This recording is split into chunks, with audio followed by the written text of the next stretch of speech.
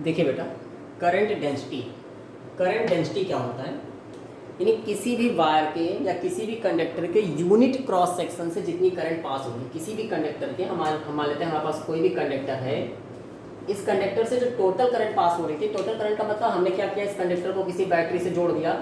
Battery से जोड़ने का मतलब है कि हमने पोटेंशियल जनरेट किया, पोटेंशियल डिफरेंस जनरेट किया। तो बैटरी से जोड़ते ही जो निगेटिव चार्ज होंगे इस कंडक्टर के पास, बैटरी से जोड़ते ही इस कंडक्टर के पास जो निगेटिव चार्ज होंगे वो पॉजिटिव की तरफ मूव करने लगेंगे, मतलब फ्री इलेक्ट्रॉन मूव करने लगेंगे, फ्री इलेक्ट्रॉन मूव करने लगेंगे। और जितने फ्री इलेक्ट्रॉन यहाँ से यहाँ पहुँचेंगे, नहीं, नंबर ऑफ फ्री इलेक्ट्रॉन जितने इलेक्ट्रॉन यहाँ से यहाँ पहुँचेंगे पर सेकेंड जितने इलेक्ट्रॉन ए से लेकर बी तक पहुँच जाएंगे उसी को हम बोलेंगे ये करंट है। ये टोटल अमाउंट है करंट का, यानी एक सेकेंड में जितने इलेक्ट्रॉन इस क्रॉस सेक्शन से यानी वायर के इस एंड से इस एंड तक पहुंच जाएंगे, कितनी देर में, 1 सेकेंड में। 1 सेकेंड में जितने इलेक्ट्रॉन इस एंड से इस एंड तक पहुंच जाएंगे वो अपने साथ चार्ज लेके जाएंगे। तो जितना चार्ज यहाँ से यहाँ पहुंच जाएगा 1 सेकेंड में, वही होगा करंट का अमाउंट। हमने मान लिया कि n इलेक्ट्रॉन 1 सेकेंड में यहाँ से यहाँ पहुँच रहे, कितने इलेक्ट्रॉन, n, और हर एक इलेक्ट्रॉन पे आप जानते हैं चार्ज होता है E। हर एक इलेक्ट्रॉन पे चार्ज कितना होता है, E। n इलेक्ट्रॉन यहाँ से यहाँ पहुँच रहे हैं, हर इलेक्ट्रॉन पे चार्ज E है, तो हमें पता चला टोटल चार्ज हो गया Ne। टोटल चार्ज कितना हो गया, Ne। ये इलेक्ट्रॉन कितना टाइम ले रहे हैं पहुँचने में, 1 सेकेंड का। टाइम कितना ले रहे हैं, 1 सेकेंड का। तो हम जानते हैं करंट का फॉर्मूला होता है I = Q/T।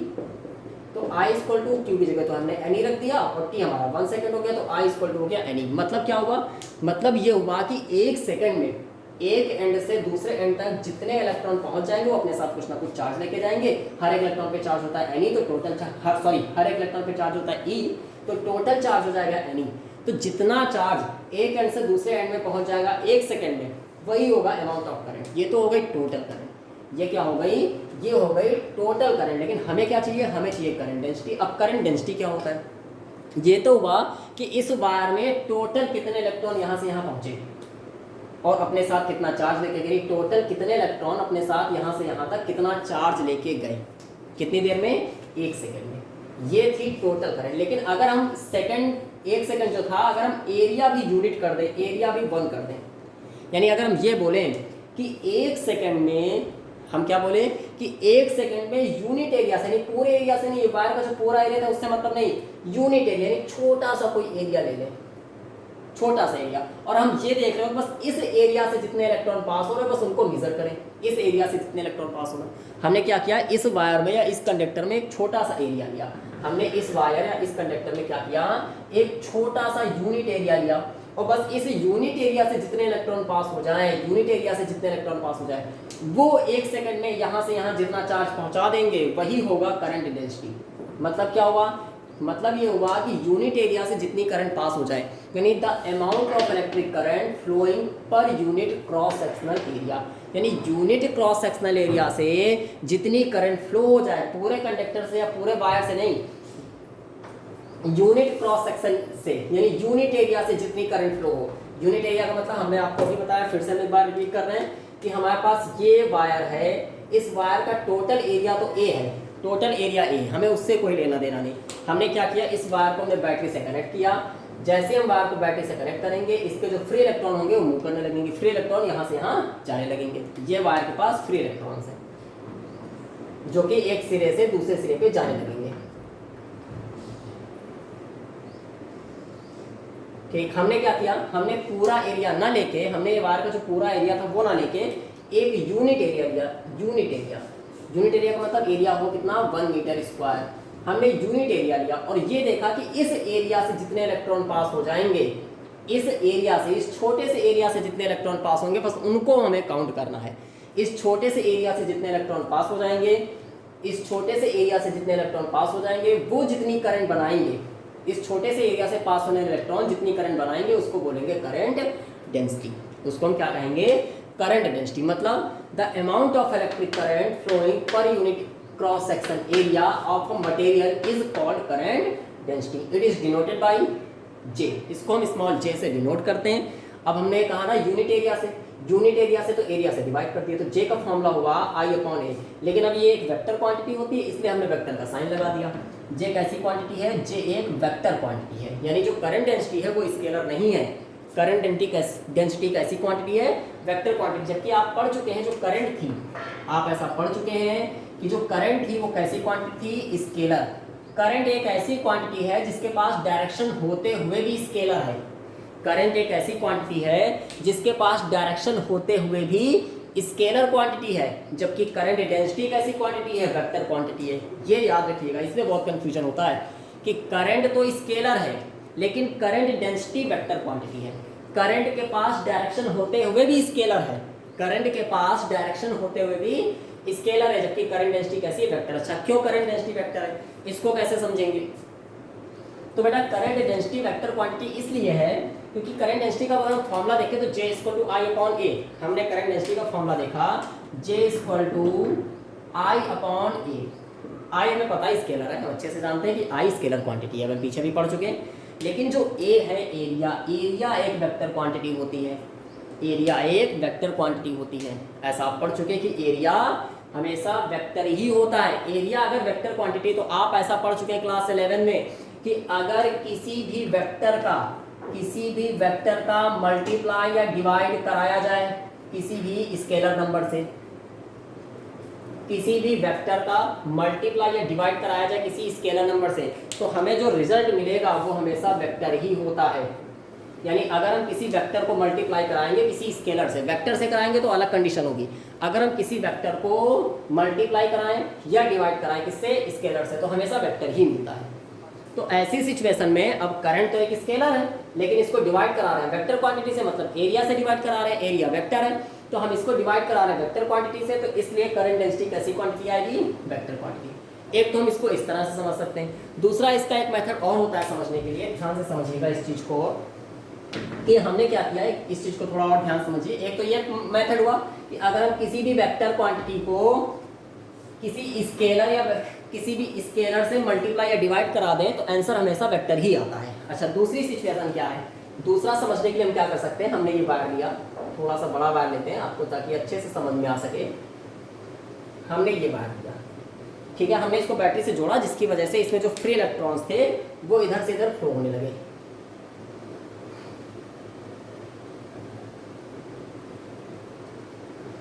Free electron flow होने लगे।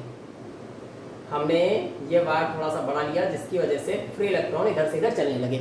यानी हमने वायर लिया, इसको हमने बैटरी से जोड़ दिया, बैटरी से जोड़ते ही फ्री इलेक्ट्रॉन मूव करने लगे। हमने बैटरी से चलिए जोड़ते हुए दिखा दिया आपको, ये माइनस ये प्लस, जिससे फ्री इलेक्ट्रॉन क्या होने लगे, आगे बढ़ने लगे। ठीक है, हमने क्या किया, इसमें एक छोटा सा यूनिट एरिया लिया। कैसा एरिया, यू, क्योंकि हमें तो चाहिए करंट डेंसिटी, और करंट डेंसिटी के लिए एरिया कैसा होना चाहिए, यूनिट। तो हमने क्या किया, इसमें एक यूनिट एरिया लिया, यानी यूनिट, ये लिया यूनिट एरिया। समझिएगा ध्यान से, इतना लंबा है हमारा एरिया, बस इतना, ये हमने यूनिट एरिया लिया। यानी इसमें कितने इलेक्ट्रॉन पास हो रहे हैं, अगर हम देखें नंबर ऑफ इलेक्ट्रॉन्स को, तो हमारे पास नंबर ऑफ इलेक्ट्रॉन्स थोड़ा सा और बड़ा कर देते हैं ताकि अच्छे से समझ में आ सके। हमारे पास नंबर ऑफ इलेक्ट्रॉन इस यूनिट एरिया से कितने पास हो रहे हैं, देखिए ऊपर का एक नहीं पास हो रहा, नीचे का एक नहीं पास हो रहा है। कितने पास हो पा रहे हैं, 1 2 3 4 5। इस एरिया से, ये यूनिट एरिया लिया है हमने, इस यूनिट एरिया से 5 इलेक्ट्रॉन पास हो रहे हैं, और 5 इलेक्ट्रॉन पास होंगे तो हर इलेक्ट्रॉन पे करंट होती है E, तो टोटल करंट कितनी बनेगी, 5E। समझने के लिए हम ऐसे बता रहे हैं, प्रैक्टिकली न्यूमेरिक एग्जांपल ले रहे हैं। तो करंट हमारी कितनी बनेगी जाके, 5E। अब ये जो करंट 5E है ये करंट डेंसिटी है, क्यों, क्योंकि हम एरिया में तो यूनिट ले रहे हैं। हमने यूनिट एरिया लिया और हमने देखा कि 1 सेकंड में 5 इलेक्ट्रॉन यहाँ से यहाँ पहुँच गए। 1 सेकंड में कितने इलेक्ट्रॉन पहुँच गए, 5 इलेक्ट्रॉन। तो इसका मतलब करंट डेंसिटी कितनी होगी, 5E। अच्छा, अब हमने क्या किया, हमने इस एरिया की डायरेक्शन को थोड़ा सा चेंज कर दिया। अभी जो एरिया बिल्कुल सीधा था, एरिया कितना माने रखे थे, A।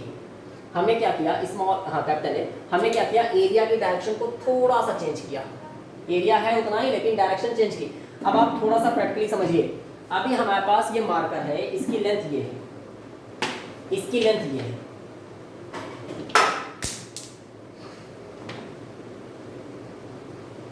इसकी लेंथ ये है मार्कर की, कितनी, ए मान लेते हैं। हमने क्या किया, यहाँ पे मार्कर की लेंथ हमने वही रखी, बस एंगल चेंज कर दिया। हमने ये एंगल चेंज कर दिया, लेंथ वही रखी, एंगल हमने केवल चेंज किया।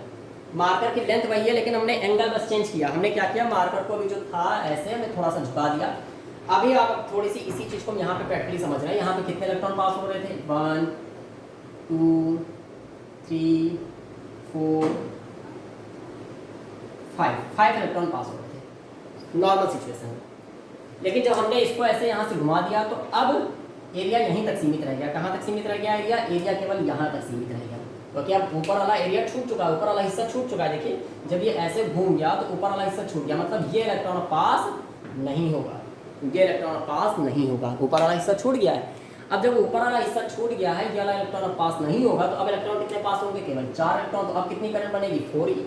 तो अभी जो करंट, यानी जब तक एरिया हमारा बिल्कुल सीधा था तब तक करंट हमारी जो 5 ही बन रही थी, हमने एरिया की डायरेक्शन चेंज की, एरिया की डायरेक्शन चेंज की तो हमें यहाँ पे करंट भी चेंज हो गई। एरिया की डायरेक्शन चेंज करने से, देखिए अभी एरिया की डायरेक्शन ये थी, हमने डायरेक्शन चेंज कर दी तो नंबर ऑफ इलेक्ट्रॉन चेंज हो गए, पास होने वाले चार्ज कैरियर जो थे वो चेंज हो गए, मतलब करंट चेंज हो गई। मतलब क्या चेंज हुआ? करंट डेंसिटी, क्योंकि एरिया तो हम यूनिट ले रहे हैं।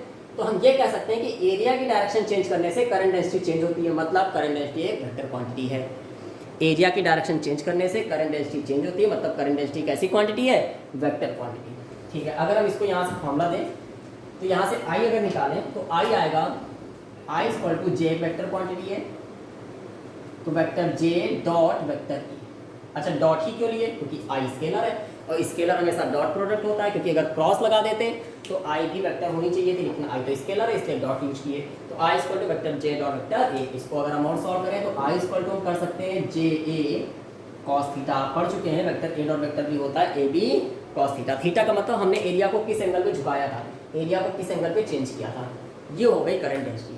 क्लियर? तो करंट डेंसिटी क्या है? Current density per unit area से जितनी करंट फ्लो हो उसको हम करंट डेंसिटी कहते हैं। इसको जे से रिप्रेजेंट करते हैं, फॉर्मूला होता है j equal to i upon a. Current density एक वेक्टर क्वांटिटी है। कैसे वेक्टर क्वांटिटी? हमने आपको दोनों मेथड बता दिए कि वेक्टर क्वांटिटी कैसे है, आप दोनों तरीकों से समझ सकते हो कि ये वेक्टर क्वांटिटी कैसे है।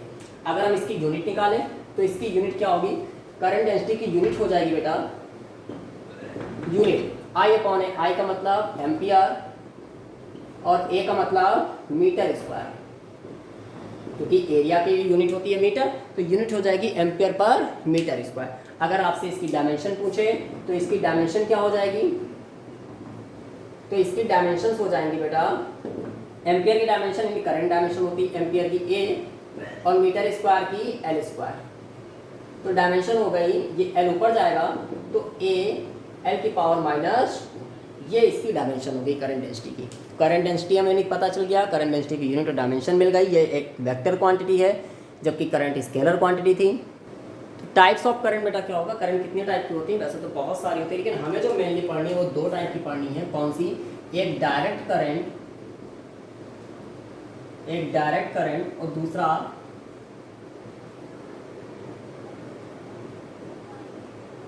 Alternate current. अब ये डायरेक्ट करंट और अल्टरनेट करंट क्या होती है? देखिए डायरेक्ट करंट बेटा वो करंट होती है जो टाइम के रिस्पेक्ट में इसका मैग्नीट्यूड डायरेक्शन दोनों ही चेंज नहीं होते हैं।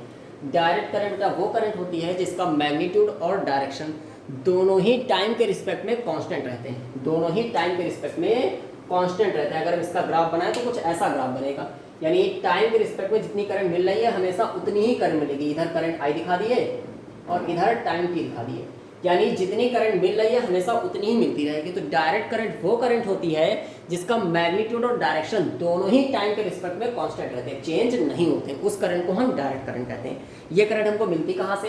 ये करंट बेटा हमको सेल या बैटरी से मिलती है। ये करंट हमको सेल या बैटरी से मिलती है, यानी हमारी जो बैटरी वगैरह होती है, बैटरी या सेल, ये हमको डायरेक्ट करंट ही देते हैं। इसको शॉर्ट में बोलते हैं डीसी। इसको क्या बोलते हैं? डीसी। अच्छा एसी क्या होती है बेटा? एसी करंट वो करंट होती है, क्लास 10 पे भी आप इसको पढ़ चुके होंगे थोड़ा बहुत। एसी करंट वो करंट होती है जिसका मैग्नीट्यूड और डायरेक्शन दोनों ही टाइम के रिस्पेक्ट में चेंज होते रहते हैं। एसी करंट वो करंट होती है जिसका मैग्नीट्यूड और डायरेक्शन दोनों ही टाइम के रिस्पेक्ट में चेंज होते रहते हैं। ये इधर करंट आई है, इधर करंट आई है और इधर टाइम टी है, यानी टाइम के रिस्पेक्ट में मैग्नीट्यूड भी चेंज होता है और डायरेक्शन भी चेंज होती है। कैसे?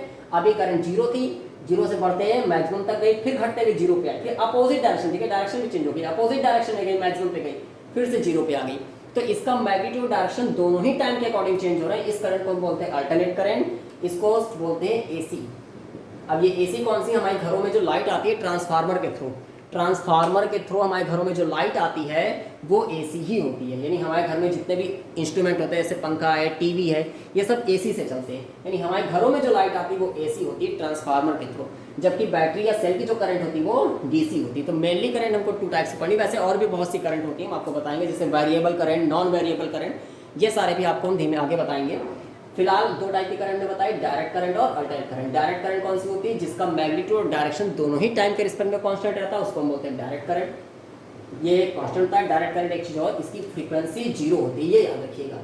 डायरेक्ट करंट की फ्रीक्वेंसी जो होती है वो जीरो होती है, जबकि हमारे घरों में जो एसी आती है उसकी फ्रीक्वेंसी, हमारे घरों में जो एसी आती है अल्टरनेट करंट, उसकी फ्रीक्वेंसी 50 हर्ट्ज होती है। डायरेक्ट करंट की फ्रीक्वेंसी जीरो होती है, हमारे घरों में जो एसी आती है उसकी फ्रीक्वेंसी 50 हर्ट्ज होती है।